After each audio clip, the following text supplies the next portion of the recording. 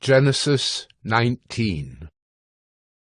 The two angels came to Sodom in the evening, and Lot was sitting in the gate of Sodom.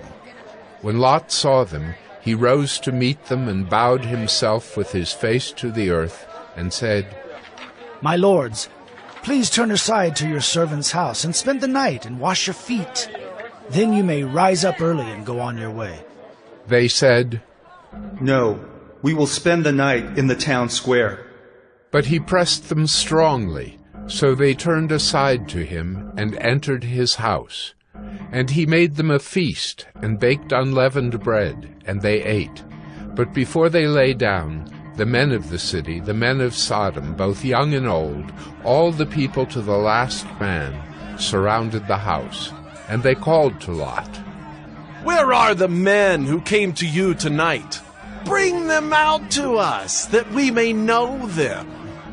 Lot went out to the men at the entrance, shut the door after him, and said, "I beg you, my brothers, do not act so wickedly. Behold, I have 2 daughters who have not known any man. Let me bring them out to you, and do to them as you please. Only do nothing to these men, for they have come under the shelter of my roof." But they said, "Stand back!" And they said, "This fellow came to sojourn, and he has become the judge."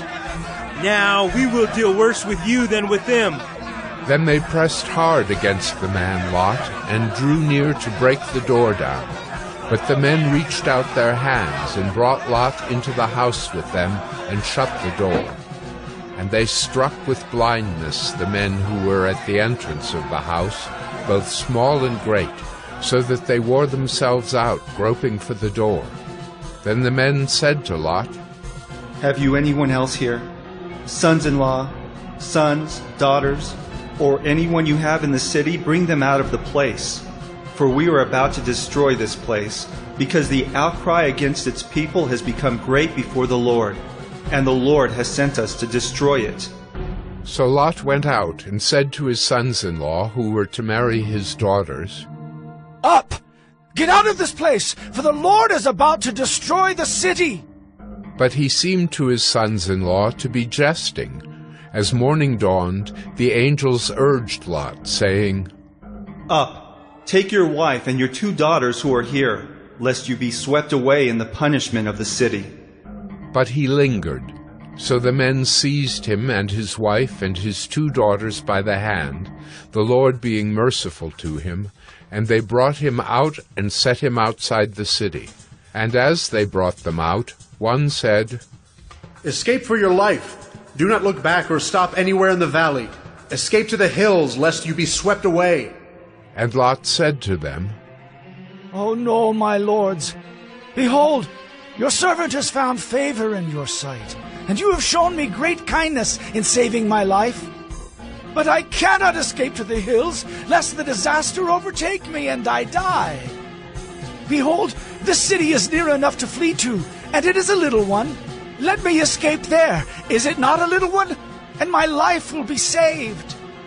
He said to him, "Behold, I grant you this favor also, that I will not overthrow the city of which you have spoken. Escape there quickly, for I can do nothing till you arrive there." Therefore the name of the city was called Zoar. The sun had risen on the earth when Lot came to Zoar. Then the Lord rained on Sodom and Gomorrah sulfur and fire from the Lord out of heaven. And he overthrew those cities, and all the valley, and all the inhabitants of the cities, and what grew on the ground. But Lot's wife, behind him, looked back, and she became a pillar of salt. And Abraham went early in the morning to the place where he had stood before the Lord.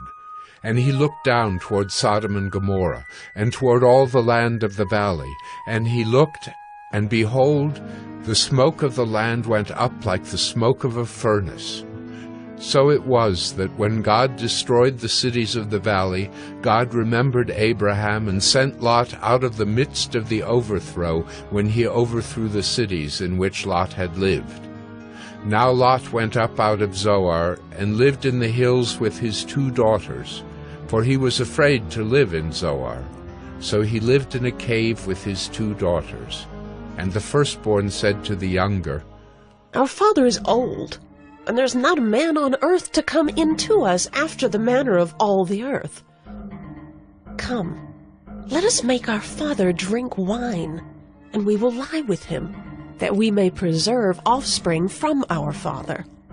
So they made their father drink wine that night, and the firstborn went in and lay with her father.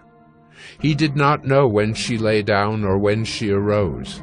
The next day the firstborn said to the younger, Behold, I lay last night with my father. Let us make him drink wine tonight also. Then you go in and lie with him, that we may preserve offspring from our father. So they made their father drink wine that night also. And the younger arose and lay with him, and he did not know when she lay down or when she arose. Thus both the daughters of Lot became pregnant by their father. The firstborn bore a son and called his name Moab. He is the father of the Moabites to this day. The younger also bore a son and called his name Ben-Ammi. He is the father of the Ammonites to this day.